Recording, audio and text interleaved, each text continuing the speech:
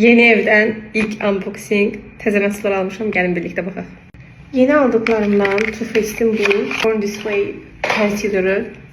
Concealer çok güzel concealer'dır. Zaten meşhur bir concealer'dır ve çok örtücüdür. Bu Swan rengi.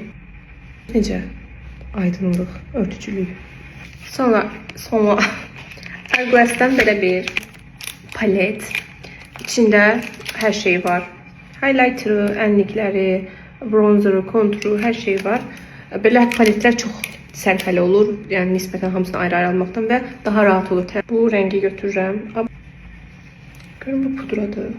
Bu da pudrasıymış, ne güzel. Gözümün altına. Ya bundan gideyim. Siz olun, bronzer fırsatı.